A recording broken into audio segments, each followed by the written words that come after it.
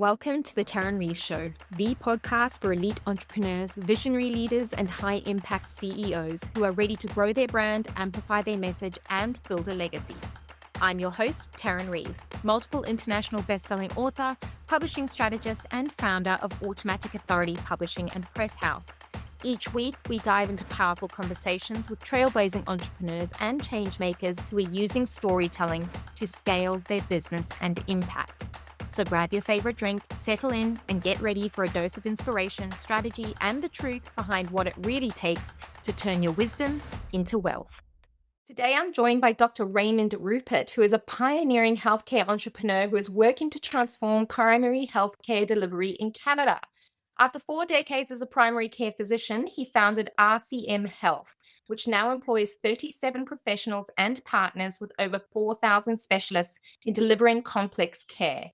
As CEO of Halon, his newest venture, Dr. Rupert aims to revolutionize primary care access across Canada by helping physicians integrate new technologies and expanded clinical teams, supported by a sustainable patient subscription model. His work demonstrates how entrepreneurial thinking can enhance healthcare delivery for all Canadians. Dr. Raymond Rupert, welcome. Thank you, Tarryn. Really happy to be here today. It's an absolute pleasure to have you. Now, would you like us to call you Dr. Raymond or Dr. Rupert? Oh, no, you can call me Raymond. My mother really Just loved that. Raymond. Yeah, Raymond or Raimondo if we're in Italy. So, Oh gosh, you know what? I wish I was in Italy. I think I could go a big bowl of pasta right now. But that is by the by. Today we're okay. here to talk about healthcare. I'm really interested, Raymond, in your journey from being a primary care physician to really going into the arena, I suppose, of being a healthcare entrepreneur. I think that's really inspiring. Can you share with us what sparked your transition into entrepreneurship and what gaps in the healthcare system you felt compelled to address? Well, that's a great question. I guess there are two parts. One is, why did I go into complexity care? Because our focus Mm, is on solving complex problems. yep. And part of solving complex problems is advocacy, where we're representing the rights of the patients to appropriate care. So Mm. my very first case was my daughter, who was 18 months old, and she was in a large children's hospital with sepsis, dying of an infection, and no Wow. one knew what was happening. So this is my little daughter, Farah, Yeah. and there she was, essentially dying, and she was being taken care of by the chief of this service and that service, but no one really knew what was happening. And so I started pushing, being an advocate. I wanted to make sure that they at least tried to figure out what was happening. And I pushed to get an abdominal ultrasound done. This was Mm. a long time ago. And eventually they wheeled her off to another hospital close by and got her an abdominal ultrasound done, and she had a ruptured appendix. Oh, wow. And it was only because I was pushing as an advocate Mm. that I was thinking out of the box slightly, that we were able to figure out what was wrong with her, and she had her operation and survived, and now she's quite a distinguished prosecutor for the government of Canada. And the police love her because she's a pit bull. So that worked out Maybe really well. takes after dad, hey? So that was the very first case I did, which involved creative thinking, pushing, advocating, and getting an outcome that was positive. And at the same time, I was the doctor who read the business pages of the newspaper. So I was always interested in business. How do businesses happen? How do they get shaped? How do they grow? So I went back to school and did an MBA at the University of Toronto. And after that, I went into healthcare investment banking for about 6 years. Healthcare investment banking. I've never heard of such a thing. Yeah, so I was putting deals together in the healthcare sector. And I actually edited 2 books on investment banking. Here's one of them, Oh, the wow. Canadian Investment Banking Review. And so I edited 2 books on corporate finance. And so I'm slightly financially literate, which helps Yeah, if you're trying to run a business. always. Yeah. And Money's a big topic in business. so I had this interest in complexity because I like helping people. And I have this interest in management and how organizations operate. So then I started my first company called RCM Health. And RCM Health has been around now for 30 years. And its mandate is to address complexity, patient complexity. We've developed a very large global ecosystem of over 4,000 specialists. And we're integrated into about 30 centers of excellence in the US and Europe. Wow. And so we can find solutions. And we've got a lot of very smart people that can work on teams and figure out what to do. So that's the advice part.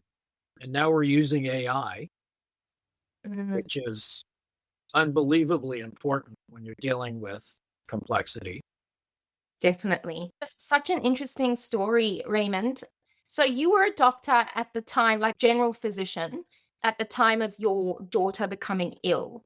Yep. And I want to talk about advocacy for a second because I think that is such a important part that is lacking in so many healthcare systems. And you know what, actually in society in general, because I think that as human beings, we are very conditioned to not upset the apple cart, if you like, to not step out of line. And especially when it comes to healthcare, because we are taught that doctors are very smart people. They know what they're doing. You should just trust them.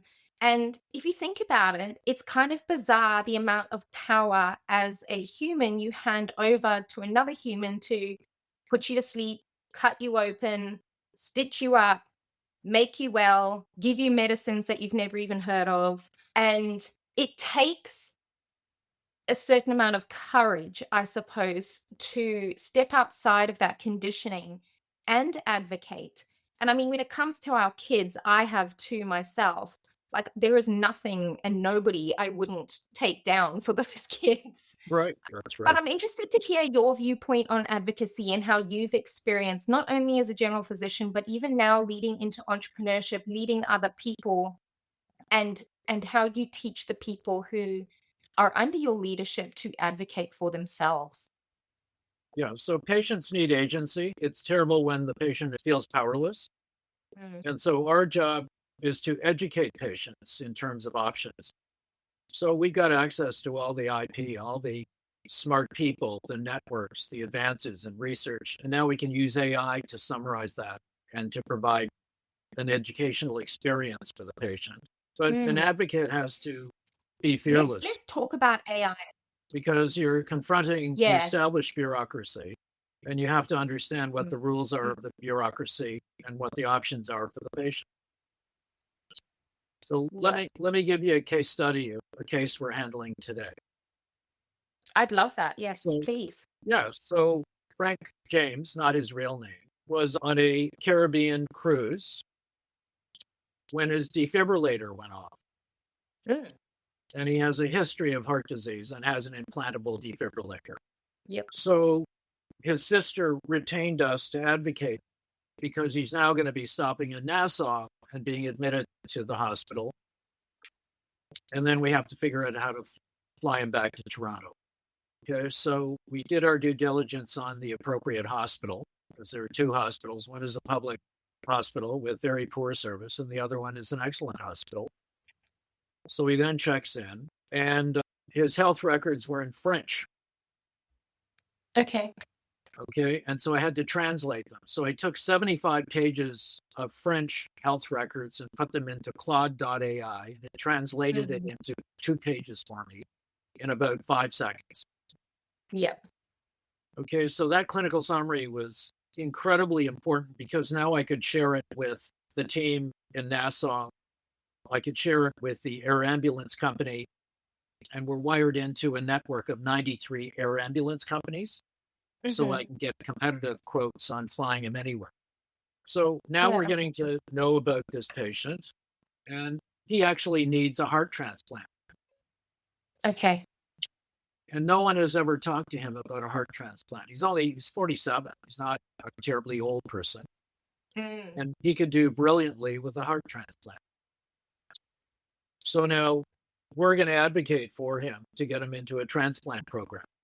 And that just came out of this because we have a fair amount of experience with transplants. And he could do brilliantly once we get him through the program. Yep. Okay. So we're advocating. We're listing options. We're using AI and our expert network. We're generating options. We're now going to represent him in a transplant program. And hopefully he'll do well. Okay, so that's a little vignette. Well, I hope that Frank, your Caribbean cruise, enjoyed himself before the defibrillator went off and that his heart transplant goes well. Yes, he told me he was really enjoying the meals. The evening shows, he might have had a few drinks, too many. Oh, well, we've all been there. After he gets his transplant, he'll be able to go on a longer cruise. Well, that'll be nice. I think he deserves it. Now, you've spent over 4 decades in the healthcare industry, and I can imagine that you've seen it evolve quite drastically, with AI just being one of them. Right. What other kind of advancements are you seeing in the industry? Well, Canada is quite unusual in that we don't have private health care. Don't you? No, we don't have Medibank. We don't have private health insurance. Okay.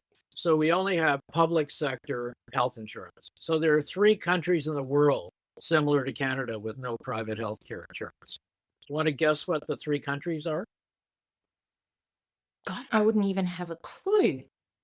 Yeah. Switzerland? Okay, well, here they are. The first country with no private is North Korea. Okay, well, I mean, that kind of makes sense. The next one is Cuba. And Canada. And Canada. So that is our little circle.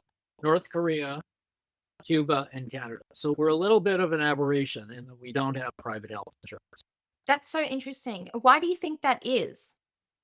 Well, about 40 years ago, the politicians at the time decided that everyone should be in the same place. And for some reason, private health insurance would give some individuals an advantage. And it would be profit seeking. So they decided that we would prevent private health care insurance from happening. Do you think that was a mistake? I actually don't, because I've just had major ankle surgery. Yeah. And I have private health insurance here in Australia. Yep. And honestly, it's a bit of a joke because there's still so many out-of-pocket expenses. I pay a stupid amount every month to cover myself and my son. Yep. And then they send you more bills and they're like, oh no, you have to pay this excess fee that you weren't expecting. Sorry about that. It is profit seeking. It is a business model. Yeah. And no, I don't necessarily think that that is a mistake. Okay. Well, how long did you wait for your ankle surgery? That is very true. There are pros, like just with there being pros and cons. How long? I had to wait 8 weeks Yes. on 5 snapped tendons for my ankle surgery. Okay. Well, in Canada, you would have likely waited 2 to 3 years. Yeah, wow. Yeah. So Is something that's considered an emergency? Well, no, an emergency is different, but people are waiting 2 or 3 years for a hip, et cetera, et cetera. So Yeah, wow. here's the logic of private. So when you have private and you have funds coming in, you can build private infrastructure Mm-hmm. and you have public infrastructure. So now you have more capacity. That's true. Okay. So way back when in Australia, Medibank was formed. Mm-hmm. You know, Medibank. I do. Yeah. So Medibank is a private insurer and you could opt into Medibank or not. And so about 30% of Australians opted to get private health insurance, which allowed for the development of private infrastructure. So you have one stack of public infrastructure and another stack of private. And so there's just more total capacity to help, even though we're paying for it. We don't have that option. And so the capacity for surgery and for treatments in Canada is really limited. And that's very sad. It is when you put it that way. Yeah. I'm curious then, as an entrepreneur in the medical field, do you see a gap in the market, so to say, that you could potentially fill when it comes to that aspect? Yeah, well, even though you're not allowed to have private health insurance, we just introduced it with our company called Halon. Okay. Okay. So how did you skirt that? Well, this is called a workaround. Yes, I love a good workaround. You need a little workaround. So how do we do that? So we're using critical illness insurance. So critical illness insurance has been around for 25 years, came out of South Africa. And what happens is that if you develop one of 25 conditions, heart attack, stroke, and cancer, you get a check. Okay. So in our model, you can buy 10,000 of this for $8 a month. And so if the individual ends up with a check for $10,000, then we can buy private MRIs and accelerate the care, and get the surgeon in Strasbourg to provide a comment, et cetera, et cetera. So in fact, we've now created a so-called private health insurance benefit for $8 a month. Yeah. Wow. Yeah. That's very reasonable considering the amount we pay here for private health insurance. No, it's very different from a fully baked, but it's an entry point or workaround. So being Yes, an entrepreneur, you have to be creative always. and you have to be highly resilient as well. That's right. You do. Now, let's talk about capacity, because if you're not building private infrastructure over there in Canada Yeah. for healthcare, I'm assuming that would also come down to a shortage of professionals in the workforce, because if you've only got a certain amount of infrastructure, you've only got a certain amount of spots to fill. Right. How does this impact patient outcomes? And what are you doing as leadership to mitigate it, I suppose? Well, that's a very good question. So, in fact, the government of Canada picked a strategy which was to limit capacity, because if you have fewer MRI machines, you have fewer charges for MRI imaging studies.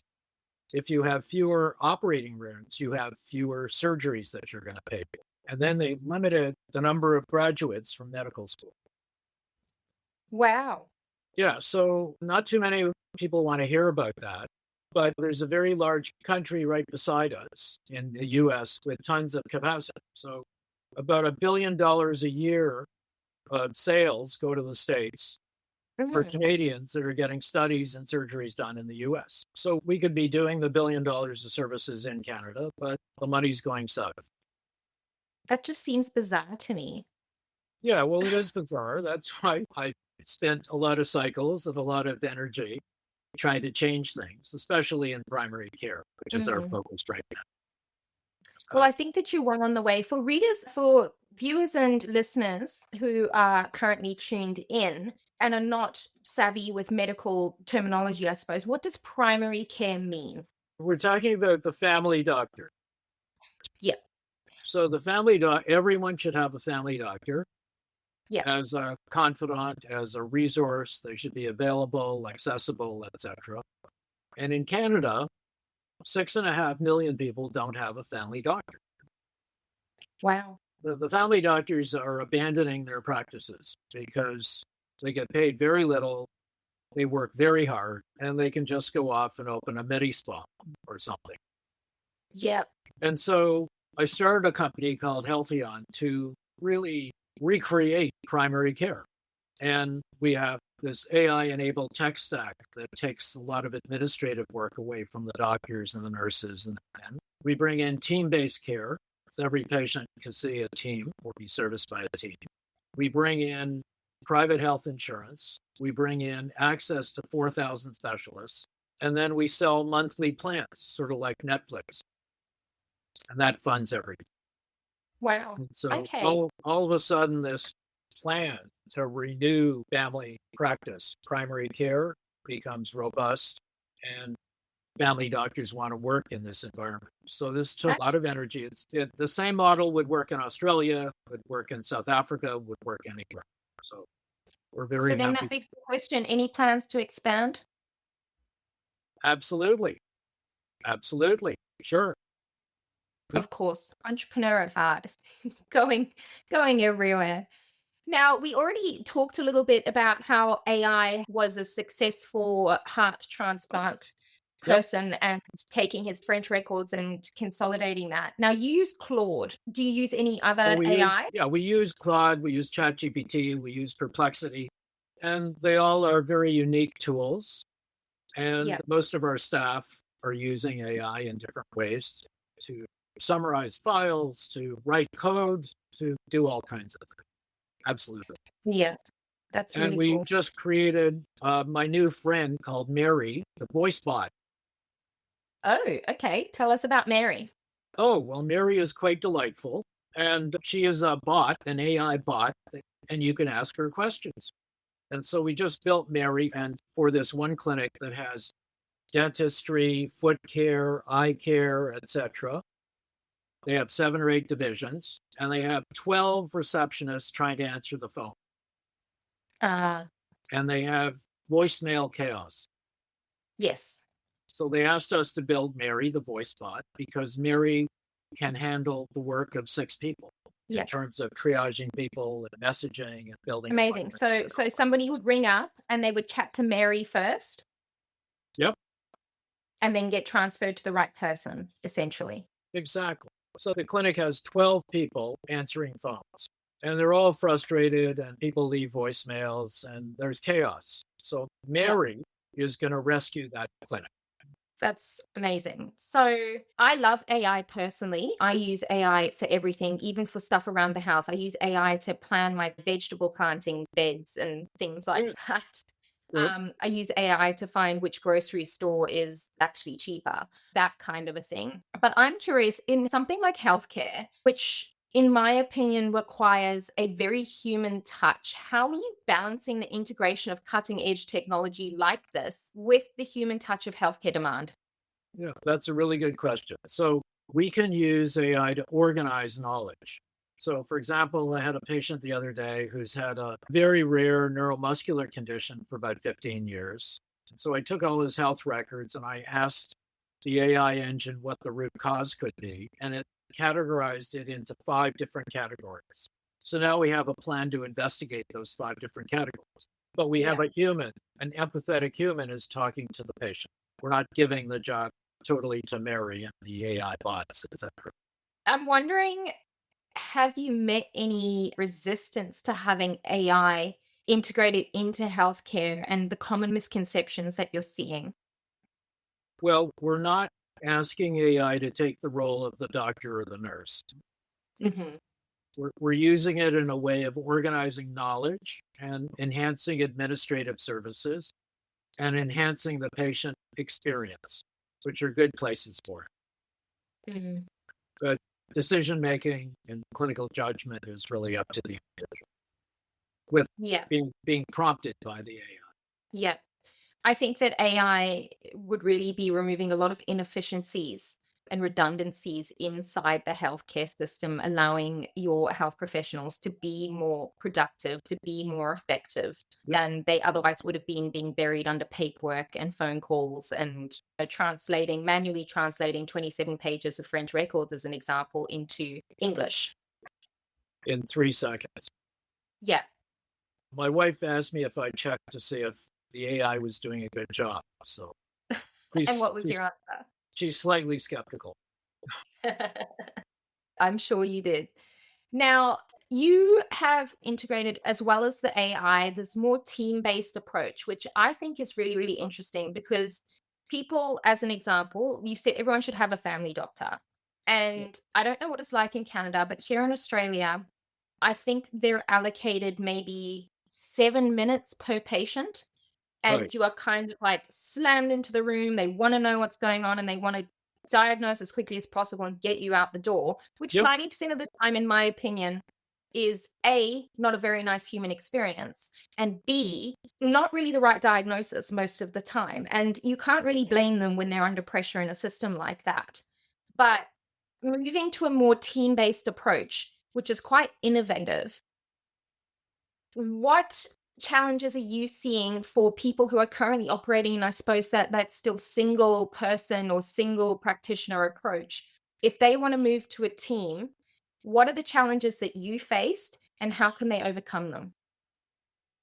Yeah, so the problem with the traditional model of just the doctor is that the doctors tend to burn out.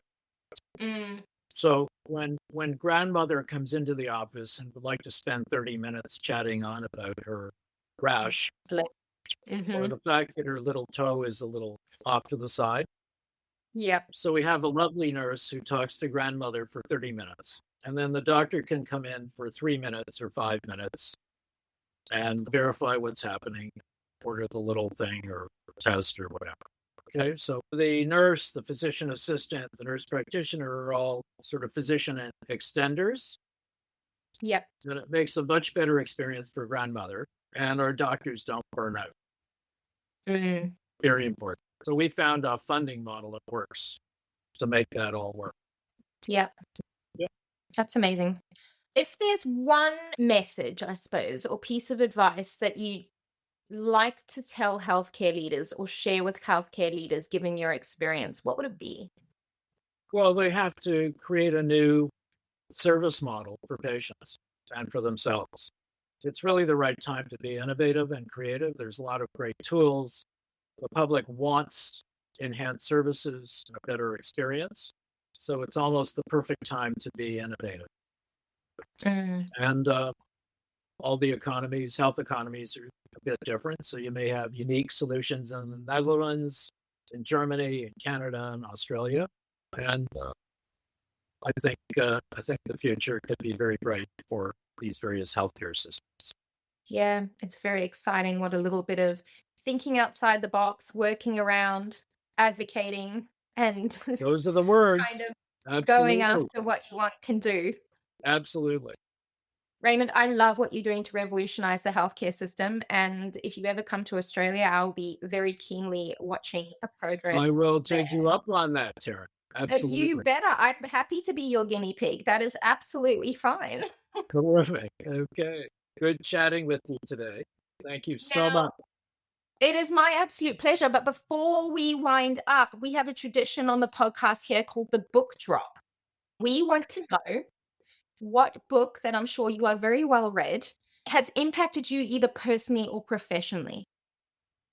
Okay. We'll talk about this little book. You see it? Stillness Speaks by Eckhart Tolle. Beautiful. I think Eckhart is a brilliant teacher and He leader. is. I think it's really worthwhile people digging in to understand what stillness is and presence. Yep. In a world that is chaotic and confusing, I think it's a blessing to be able to enjoy stillness. Absolutely 100% agree. And as someone who has an inability to be still, both in mind and body, it's a constant practice to do. But Eckhart Tolle is a wonderful, wonderful teacher. Raymond, as a you, thank you so much for spending time with us today and sharing your knowledge. And thank you for having the courage to tackle a system that can always be made better. Thank you for the opportunity, Tarryn. Appreciate it. My pleasure. Take care. Thanks for tuning in to the Tarryn Reeves Show. If today's episode lit a fire in you, share it with someone who needs to hear it. And don't forget to subscribe so you never miss a story that could transform your business. If you're ready to write the book that positions you as the go-to authority in your industry, visit automaticauthority.com to find out how we can help you make it happen. Until next time, keep owning your story, leading with impact, and building a legacy.